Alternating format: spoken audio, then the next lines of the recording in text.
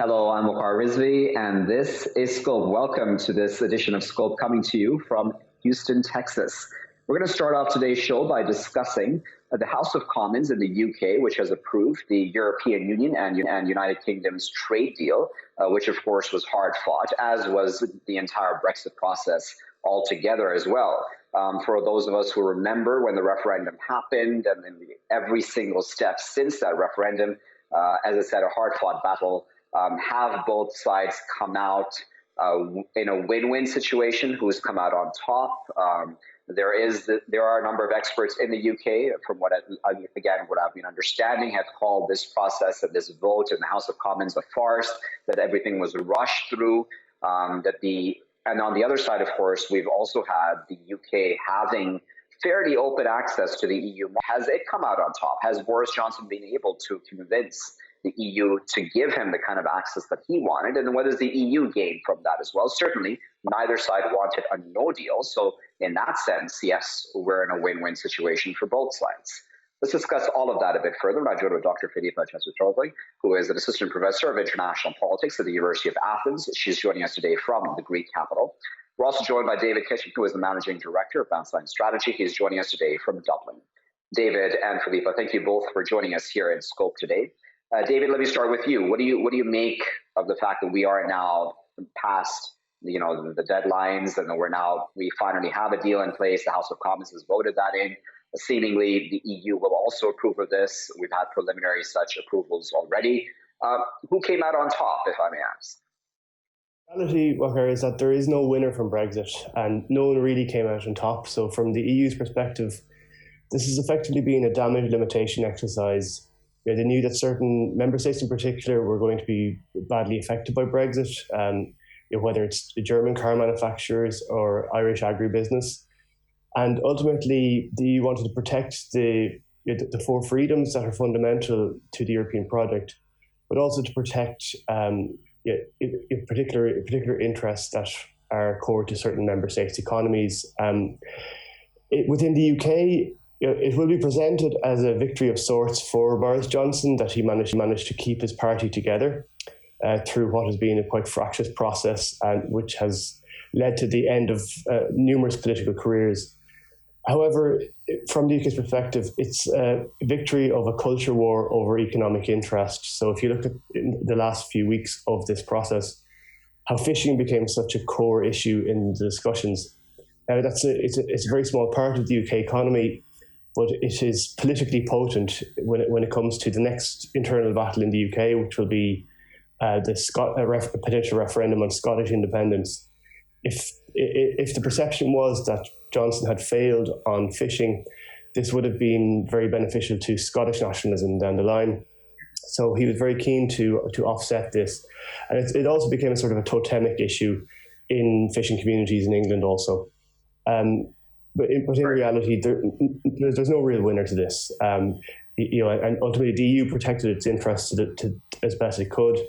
The UK will try to present it as such, but it's only going to bring chaos internally. Yeah. Filippa, what are your thoughts on that? Because certainly the EU tried to play hardball throughout the process, right? Tried to ensure that its interests were protected. And I know we've had this discussion before as well, but there is that, I'm sure, at the back of the minds of all EU leaders, the need to create that precedent that leaving the EU is not a good thing. Do you think that was achieved? I think that it's too early to have a clear opinion about this deal. Actually, many things are missing, I could say. And this is something new. I mean, in general, when we have agreements, trade agreements or other kind of agreements, we have a framework that is quite explicit, and where the standards, the rules of the agreement are very clearly mentioned in the main text. And even when we have political declarations, because always when we have a trade agreement, we have also political declarations and any kind of agreement. So this is, let's say, the practice. But the political declarations normally they are here to clarify things. This is not the case in this specific agreement. So we have many issues that are pending. We are not sure about how they're going to evaluate, and this is something new for the European Union, but also for the the United Kingdom. And so that's why we're speaking since a long time when we're talking about the Brexit issue. We are saying that we are going to have a deal that we call it bespoke deal. This means that it's a very specific deal, and this is actually the case. Actually, this is the case, that this deal has nothing to do with other agreements that the EU concluded earlier, for example, with Canada, or that we tried to deal with the United States. This is a very specific deal. That's what we're telling us. It's a bespoke deal. But at the same time, this specificity creates legal uncertainty because there are many issues that they are not clear how they are going to evaluate. So, of course, we don't have, for example, a traditional free trade agreement from what we know until now. But at the same time, this free trade agreement is very difficult to determine how it will be implemented. So my idea is to say that we're going to understand the content once the deal is materialized through implementation. And this means that we are going to have a lot of negotiation, and that's why actually the dispute settlement mechanism is very important for the future of the UK-EU relation.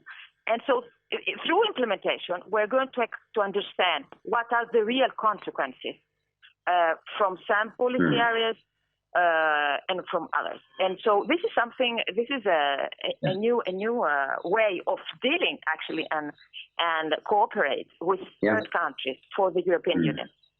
David, I wonder if I may become very specific for a moment, but what is the Irish perspective on all this, right? Because I know that there's a lot of issues, and we can probably list quite a few of them, but I believe the economic ties are really quite important between these two nations as well. Do you think that the Irish are satisfied at this time? Very little to find satisfaction from, other than that we've avoided the worst type of disaster which a no-deal exit would have brought. Ultimately, we've had long-standing economic ties, particularly in agriculture and agribusiness, but also in other kind of service sectors. But really, the greatest concern for us has been the relationship on the island of Ireland, so particularly with Northern Ireland. We know from the conflict that existed here from the 70s until the late 90s that ultimately peace was brought about by a number of different strands of political strategy. So the relationship between Ireland and the UK and the internal relationships on the island of Ireland. However, people have often forgotten that many of these things would not have been achieved without mutual membership of the European Union. And this whole idea of pooled sovereignty, which allowed this kind of diminution of a kind of Westphalian conception of hard borders towards something softer and towards something more shared. And that has been one of the great achievements of the European Union more broadly, but specifically within Ireland. It allowed for the kind of creative constitutionalism that brought about a peace agreement in this country. And there have been great concerns about the potential implementation of a hard economic border, which would diminish these achievements, which have become so important to everyday life in this country. Filippa, certainly, the politics here is extremely important, right? I mean, of course, the deal itself and how it plays out, as you well, of course, pointed out in your first answer, is extremely important. But then the politics here is just as important or even more important, right? The messages, the symbolism, all of the above that is being sent, be it when it comes to the issue of Ireland, or be it the issues, that I imagine even the Greeks may have with the UK right now, or other countries in the European Union as member states of the EU still. Will all of those feelings be set to a side, and will everyone do what is right, do you think? I mean, do you think that this will end up being, at some point in time, good for all of the above? Well, my idea, but I think it's too early to have a clear idea about that, is that actually I think that this deal is going to change relations between European countries, even if it's quite paradoxical what I'm saying. I think this is a potential scenario, which means that because we have some European countries that they have more privileged commercial relations with the UK, their businesses and also the national strategy, commercial strategy, will change. And actually, maybe we're going to see an increase of bilateral cooperations as far as concerns trade, for example, but also as far as concerns capital acquisition. And so this can be actually a kind of boost for more fragmentation, EU market fragmentation, and this is not a good point for European Union. So what I mean is, for example, we have countries like Germany or France, and we know that the commercial relation with the UK is very exceptional. I mean, France exports a lot in the UK as far as concerns car industry, but also pharma industry. So, and Ireland also as far as the services industry. So we have a very specific economic and political ties between the UK and specific member states. So how things are going to evolve on this field? I think that we are going to have increased bilateral cooperation and competition at the same time between specific member states, EU member states, and the UK. And this is not a good point for the EU market integrity, okay? Because this was the main issue for the EU until now, as far as concerns the negotiation of the Brexit negotiation. And a second point I would like to mention also is that we're talking a lot now about the trade deal and these restrictive rules of origin. Okay, this is a good point. Maybe it's a good point for the EU. I think that they made their best on this issue. But at the same time, we should not forget that we have another strategy to overpass trade restrictive rules, is the capital acquisition. So maybe we're going to see businesses from Europeans for EU member states that are going to try to have this kind of strategy through capital acquisition, through fusion. So there is always a possibility to break the rules, let's say. And I think that the risk of the European market is here. And that's an extremely good point. I'm going to cut you off. I do apologize just because we're running out of time. So I wanted to give, if you allow me, David, the final word. David, again, I don't want to put you on the spot because you're sitting in Dublin, but I mean, it's hard not to talk about United Ireland, right? And I know that I'm sure you've also heard a lot of conversation about that from your vantage point. What kind of an effect does this have on all of the above? I mean, I don't want to overstate certainly just a trade deal, but nevertheless, this entire process, there's been a lot of talk over and over again, not just about independence of Scotland, but also a united Ireland. Yes, the conversation has become more prevalent since 2016, really. One of the components of the deal was the Northern Ireland Protocol, which allows Northern Ireland access to EU markets still. It gives it quite a privileged position in terms of being able to access both the UK and the EU. But also this kind of fear amongst border communities in particular. So people who maybe live in the Republic of Ireland but work in Northern Ireland and commute across the border every day. So the idea that their life would be disrupted to such a degree, or the internal trade in the island would be disrupted to such a degree, it means that the conversation has become a bit more prevalent. Added to this, within political unionism, so those people in Northern Ireland who want to remain in the UK, their leading party, the Democratic Unionist Party, has put a large bet on Brexit, and they were very much in favour of Brexit as they saw it as a means to strengthen their position within the union. However, they've made a series of major errors in terms of the politics around this, and they will have damaged some of their core base. So as this again becomes a battle between, I suppose, culture wars and the economic interests of people in their everyday lives, that particular unionist party bet on the cultural identity around this. And ultimately, they may pay for it. And this conversation around unity will become more common. Added to this, though, the provision within the peace agreement is that you can't just force a united Ireland by virtue of a head count, a demographic majority. There will have to be buy-in from a significant portion of the existing unionist population. So it will be by consent. It will be by discourse and conversation, and not through any kind of force mechanism. Very well. We'll leave it there at that, but we sincerely appreciate both David and Filippa for their time today. for their expert insight. We were discussing there, of course, the EU-UK trade deal, which has now been finalized by the UK House of Commons, being forced through it in some ways, according to some experts. But as Filippa there mentioned in one of her answers, a very good point about how now this will change the relationship even amongst EU members towards the EU establishment itself, because a lot of them will be looking to the UK market, which is a significant market, certainly, to bilateral trade deals, possibly in some level, which may very well go against the rules of the EU, as Filippa also mentioned. And there's a huge issue of the Republic of Ireland and how exactly and what exactly will the effect of all of this be on the Irish on both sides of the border. So I'm talking about Northern Irish as well as the people in the Republic of Ireland as well. Is this talk of the United Ireland an overstatement? As David there said, it's not as simple as just having a referendum, a head count, something like that. It would need to be done in a much calmer fashion, but nevertheless, will that conversation come up at some point? The politics here is just as important as the actual trade deal details as well. I'll be back with the next segment after this.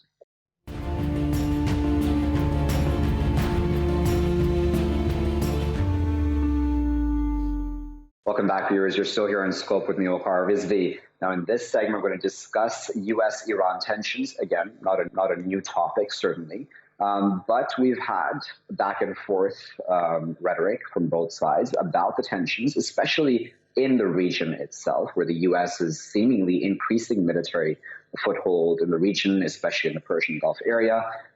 This is all in the lead up, you will remember, to the anniversary of the assassination of the Iranian general Qasem Soleimani, which occurred on Iraqi soil, no less. And then on the topic of Iraq, Donald Trump, the U.S. president, has said that Iran is the one that was responsible for attacking the U.S. embassy there. Is there actually evidence? Is there credible evidence to that regard? What Donald Trump has posted on social media doesn't seem to be credible evidence, according to some experts. To others, it may seem so. But let's discuss all of that a bit further with our esteemed guests, both of whom are joining us from Iran today. We're joined now by Dr. Setareh Sadiqi, who is a PhD in American Studies from the University of Tehran. She's joining us today from Isfahan. Joining us from the Iranian capital itself is Hamidreza, Gholamzadeh, who is a PhD candidate in American Studies as well from the University of Tehran. Hamidreza and Setareh, thank you both for your time today. Setareh, let me start with you. Donald Trump blaming Iran squarely for the attacks on the U.S. embassy in Iraq. The Iranians have not made a secret of the fact that they are looking for vengeance or for a response of some sort to the assassination of General Qasem Soleimani. Well, why then would the Iranians deny this? I mean, isn't it possible that the Iranians are actually behind these attacks on the U.S. embassy? As you know, this is not a new thing that Trump or any U.S. official is blaming Iran for something without giving any evidence, absolutely, or of any sort. So I think if Iran was behind this attack, they would accept it, especially if this was in retaliation of the killing of their top general back last year on January 3rd. I think they would certainly say, because that was meant to show force and deter America from further adventurism in the region. But it doesn't seem that this particular attack is directly from Iran, as Iranian officials have also said that they have not been involved in the attack, and that the evidence shows that the attack came from particular militia that the Iraqi government is also prosecuting, and they have already arrested a few people who they thought were involved in the attack. So it doesn't seem to this point that the attack was directly coming from Iran, because Iran has shown to this point that they do not want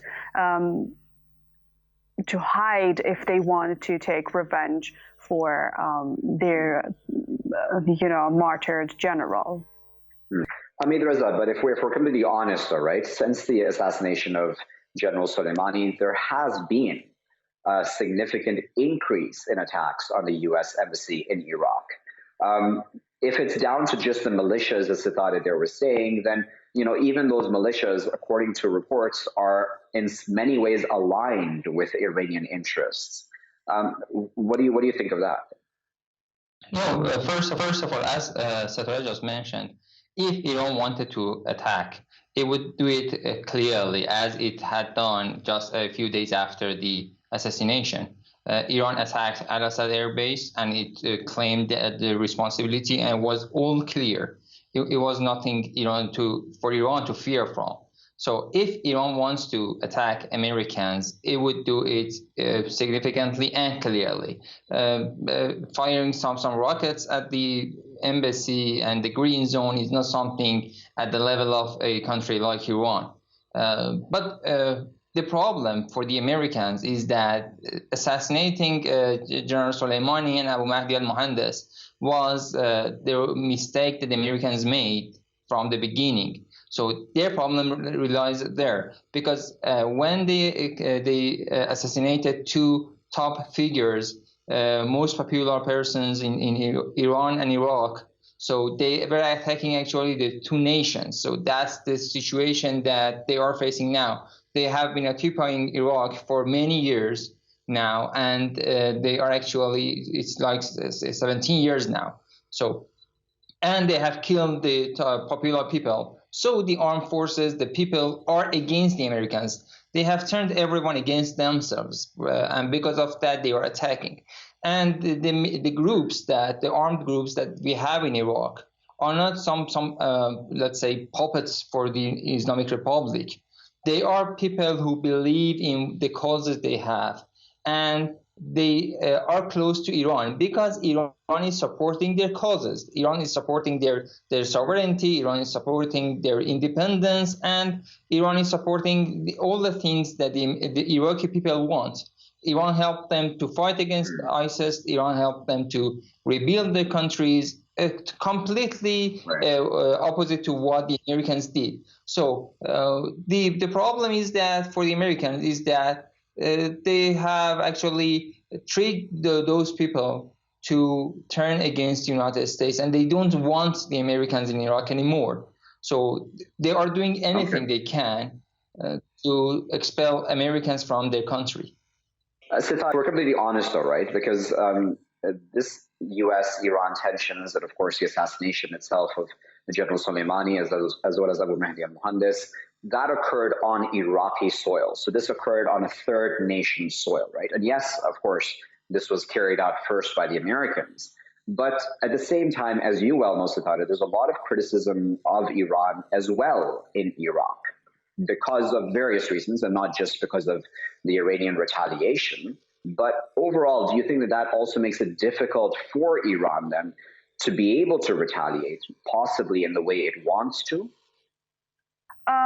Well, I think what has prevented from taking serious action in the retaliation for the killing of their top general is not the problems it may be facing in Iraq. It is mostly because Iran wants to carry out a retaliation which it deems at almost the level of killing its top general, because we should not forget that the General Soleimani, who was killed in the terrorist attack in Baghdad, was in a diplomatic mission in Iraq, invited by the Iraqi government, and that he was very popular not only by the Iranian nation and the Iraqi nation, but also by many other nations in the region.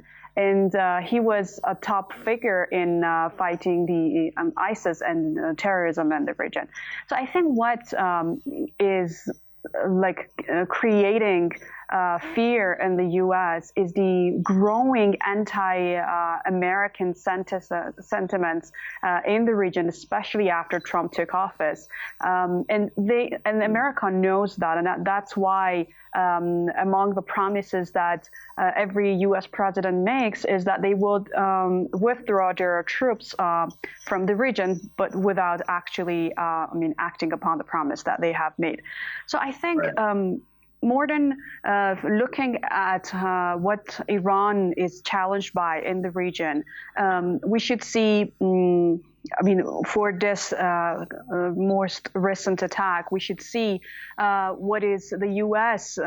Actually challenged by. The U.S. tries to deny that the American people do not want the U.S. to be present in the region. They may not want Iran to be actively present in Iraq either, but at least they see that the Iranian officials have come to Iraq upon the invitation by their own government, and they have worked together with the Iraqi officials to repel the terrorists and to repel U.S. adventurism in the region. So this is what in fact, it is the U.S. that has to revise its policies in Iraq and in the region in general in order to deter more attacks on its bases in other countries, especially in Iraq. Hamidreza, what are your thoughts on that? Because I think Setareh made a very good point, right? So there is certainly the argument to be made, if we're completely honest, that yes, of course, the U.S., there's a lot of criticism of the U.S. in this region as well by various different groups of people, not just in Iraq, but in other parts of the region also. But at the same time, there is also criticism of Iran. So that does make it challenging, does it not, for the Iranians to be able to figure out what exactly they can do without further, possibly, I don't know if the right word is spoiling, but making worse relations with other regional countries?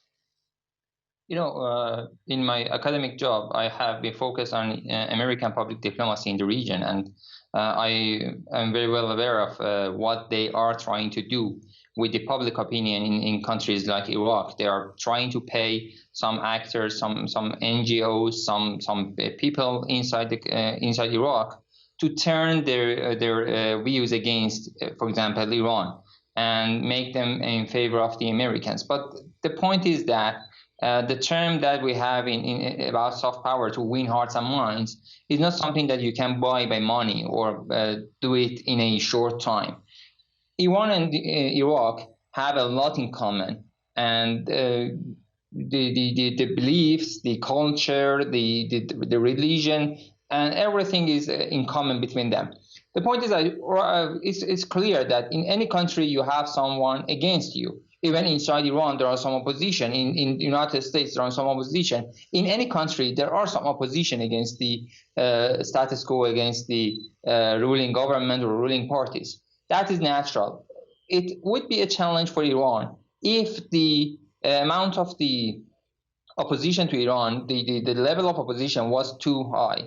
And we know that compared to, for example, compare the commemoration of the two martyrs, Abu Mahdi al-Mohandes and General Soleimani, with the opposition and the protests outside the Iranian consulate in Karbala about a year ago, before the martyrdom of two figures.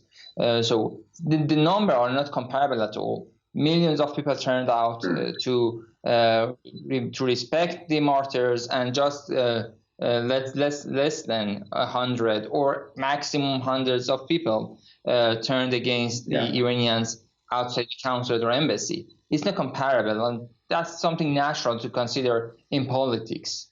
Setareh, let's talk now then about, and I know you've heard this before and you've probably researched this a lot as well, the possibility of Donald Trump wanting to start some sort of a war or confrontation with Iran before leaving office. Now, that presumes two things, right? That A, Donald Trump would want to do something like that, and I want to get your thoughts on whether he actually would want to do something like that. And B, it also presumes that Joe Biden is necessarily good for Iran. What are your thoughts on that? Well, I think Trump is more of a showman than actually taking such actions because both he doesn't have enough time to, by now it's too late to start another war in the region during his office. And I think it is more game of rhetoric in just showing that he is actually very powerful, deterring Iran's growing power in the region, and taking actions to protect the interest of the United States, the hegemonic interest of the United States in the region. So it doesn't seem that he would actually want to go on another war because it would be very costly, and it would ruin his chances of another maybe running for the election in about 4 years again.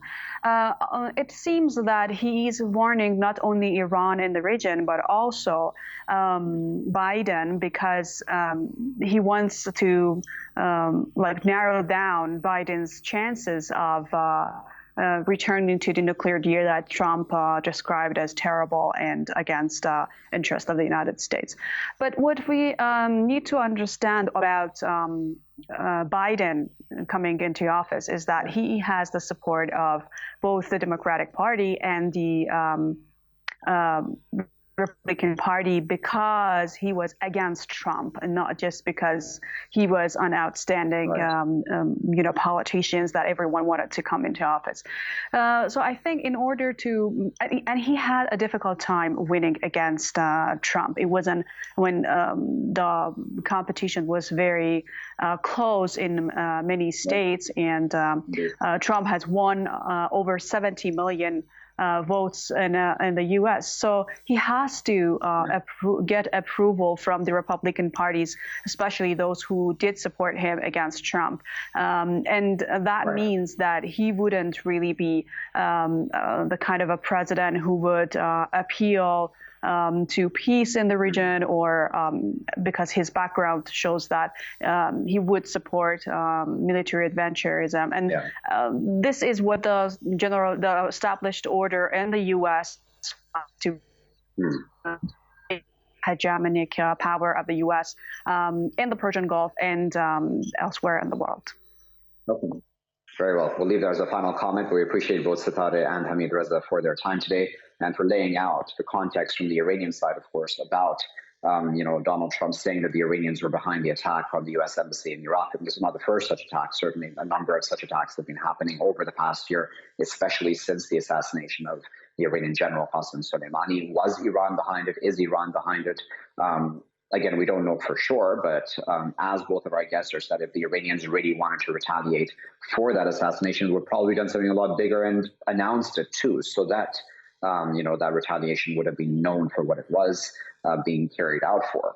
A lot of dynamics, of course, at play there, but the continuing tensions, of course, are of concern to regional countries as well as global countries, because this can very well go south very quickly.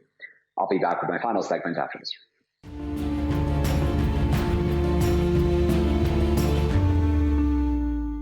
Welcome back, viewers. You're still here on Scope with me, Waqar Rizvi, and in this segment, we're going to talk about U.S. politics, and specifically, we're going to talk about the stimulus checks, or the debate, in fact, over the stimulus package. This is, of course, all in the context of the pandemic I'm discussing, and this has been an issue which, for a while now, has been discussed, especially by Donald Trump, where he's been unsatisfied about the $600 that would be presented to Americans instead of the $2,000 that he wants. He also says the package and the deal that was passed included way too many frills, that there were too many things added on, not necessarily for the benefit of the American people. Now, the U.S. Senate has also blocked Donald Trump's attempt to have this bill revised, and then for Americans to instead be getting stimulus checks of $2,000 instead of $600. Now, on the outside, of course, this seems like a very logical discussion. $2,000 is much better than $600 in the pockets of any American who has suffered through this pandemic, the economic effects of this pandemic. So what exactly is going on behind the scenes? Because certainly then this also bodes the question that this is not as simple as possibly what we're seeing on the surface of this conversation. So let's discuss that a bit further. And I'm joined by Shahed Amanullah, who is a former senior advisor of the U.S. State Department under President Obama. He is joining us this morning from Washington, D.C. And joining us this morning from Middleburg, Florida, is Dr. Sharon, who is a professor of political science at the University of Florida. She's also the editor of the American Political Science Review. Sharon and Shahed, good morning to you both, and thank you for joining us here in Scope. Shahed, let me start with you. As I said, on the surface of it, Shahed, this seems like a very logical discussion. Why would any Congress member or senator want to go against giving Americans $2,000 in their pockets versus $600? So what you're seeing is the culmination of a lot of craziness that's been happening in our political system. And I think nobody really even expected Trump to push for $2,000. I think Bernie Sanders was on the floor of the Senate yesterday kind of expressing his surprise at how Trump wanted that. And you can ask yourself a lot of questions. First of all, why is this? This is just the second kind of outlay of money in 9 months of a pandemic. We really should have been doing much more regular payments, starting much earlier. The fact that there's been such a gap, it's been frustrating for a lot of people. But you're seeing kind of this like weird perfect storm that's happened before the election, after the election. You're seeing in the Senate race in Georgia, the Republican candidates first being against it, and then as soon as Trump said he was for it, they're now for it because they see that their races are at stake. It's really a lot of craziness. So basically the people who are trying to cater to that Trump base, which will be supporting them if they run for future office, they're going ahead and pushing against it because their base doesn't want it. But on the Democratic side, of course we're pushing for this. Of course they've been pushing for this for a long time, and they're taking advantage of this opportunity. So it's really quite a show to see. And with only 2 days left before the Senate adjourns for the year, it's really coming down to the wire. Sharon, what are your thoughts on that? I mean, is it as simple as I said in my introduction, as what we're seeing in the face of it, $2,000 versus $600? Right. A lot of it has implications for the Georgia Senate race, which is coming up on January 5th.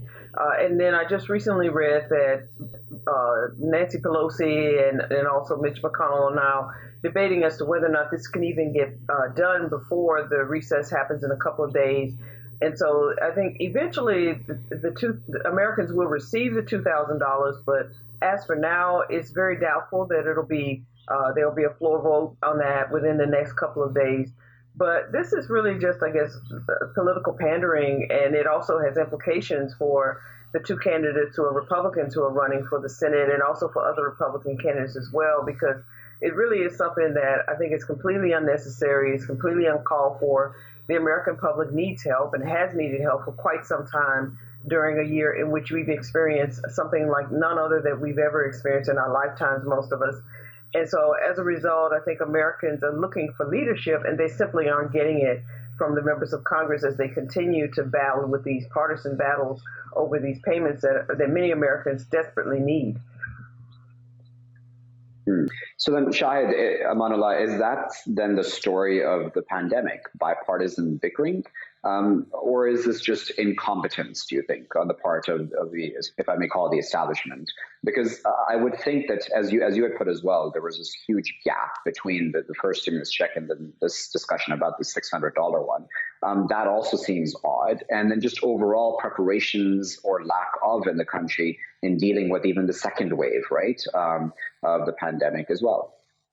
Right. I mean, you're seeing this manifest itself in many different places. I mean, first of all, you've had 20 million vaccine doses distributed, but only 2 million administered.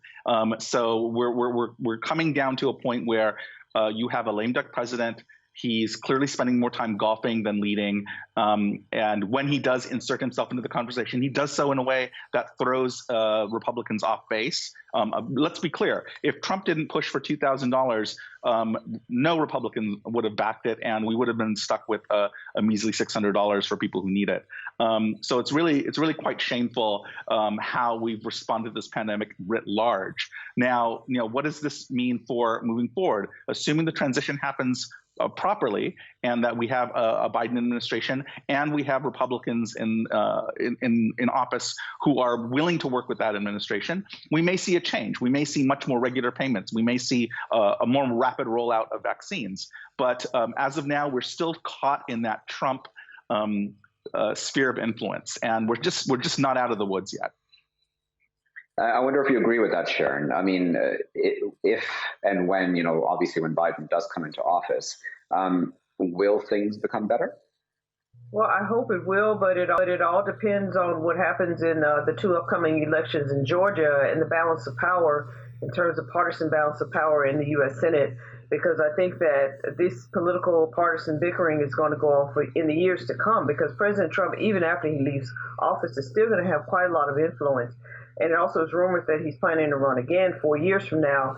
And if that be the case, because he is so popular and because 74 approximately million people voted for him and they still supported him staunchly, I think there still is a strong chance that he still will have a great level of influence. I think a lot of Republicans in Congress are afraid to say anything or to go against him in any way, because if they do, they know that they probably won't get reelected. And that's really unfortunate. I hope that things will get better once President Biden's elected, but it all depends on what happens in Congress and whether or not he can get at least a few Republicans to support some of the things that he supports, or if there's a 50-50 split in the U.S. Senate after these elections on January 5th in Georgia. So, Shahed, that then is an important point, right? There's divisiveness overall in U.S. politics, and I know we've discussed this a number of times as well with you also. But does this have an end in sight? Because then this means that, every single, budget or, every single bill going forward will always be viewed from partisan lenses, and that just makes lawmaking, policy making that much harder, and that hurts the American people at the end of the day, regardless of whether or not they're Democrat or Republican, certainly. Right now, you have a really interesting contrast between the debate about the stimulus and also the defense appropriations bill. We've never really had much of a debate, even with Democrats and Republicans, about the defense bill. It's usually something that's pretty much rubber stamped. And I'm not even saying that that's a good thing. I'm just saying that there's definitely proof that both parties could work together for something similar if they want it. So the contrast between that and this is really stark. So if it proves that it's possible for Democrats and Republicans to work together for a common interest, then I'm hoping, and I think Dr. Austin's spot on with respect to the importance of the Georgia races. I don't think anyone should breathe easy until January 5th when we're done with that and we know where all the cards are laid. After that point, I think we can start to map out, how do we recover from this? How do we emerge from the pandemic? How do we build a system where there's at least a little bit of give and take in the House and Senate so that we can actually get some things done? Yeah, I mean, Sharon, how optimistic or pessimistic are you about that? Because, I know it's easy, and even from my vantage point, it's easy to, sometimes criticize Donald Trump and the many things he's done, and even Republicans. But then I feel like sometimes on the Democratic side, too, it's just the way that they approach things is such a partisan viewpoint where they just want to score points.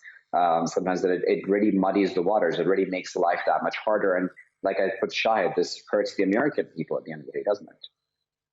That there are divisions in both parties. In the Democratic Party, there's a division between the progressive wing and the more moderate wing, and the progressives have already expressed the fact that now that Joe Biden has won the election and they supported him, they're expecting him to come up with a lot of progressive reforms and to support a lot of things. And many members of Congress have made that very clear. So there's going to be, I guess, a lot of division, and you expect there to be division in the two parties because people have differences of opinion on various issues, but you expect them also to come together. And I think American voters need to understand that the next time that we go to the polls, we really do need to take a very strong look at the people that we're putting in office. Because if they can't find a way to come across the partisan divide and work together, and if they keep putting us at a grave disadvantage, then we really do need to try to come up with a way to vote them out. The final word then, Shahed, before letting both of you go. On this issue, then, if we may go back to just the economics of all this, right? The pandemic has been devastating for many countries around the world. Do you think that in some ways the American establishment could argue we did the best we could? Anyone can reasonably say that. On every single metric that you can imagine, we've underperformed with respect to any other country in the world. And, you know, when people talk about the cost of a stimulus or the cost of vaccine rollout, you've got to weigh it against the economic growth that we've lost. We've lost 1 out of every 1,000 Americans has died already of COVID, not to mention the people who have been sick and have been hospitalized. So that's an incredible amount of productivity that's now off the table. So I agree with a lot of people who say that we just need to go ahead and make sure that the stimulus is enough for people not to fall through the cracks, make sure that we get the vaccine out as quickly as possible, and then start rebuilding the economic base of this country, which has been shattered, especially at the, on Main Street. So, there's a lot of work to be done. Well, there's a final thought, but we appreciate both Shahed and Sharon for taking their time out this morning from their busy schedules to share their expertise with us about these stimulus checks and the debate, over $600 versus $2,000, and why even Republicans seem to not want to pass a $2,000 stimulus bill that, as Donald Trump, of course, wants, instead supporting, seemingly at this point at least, the $600 stimulus checks that the American people will get versus $2,000. Is this good enough at this point in time? Certainly. There's a lot to be discussed about what will happen going forward in that regard. I'll leave it there for now. I've been Waqar Rizvi. Thanks for watching.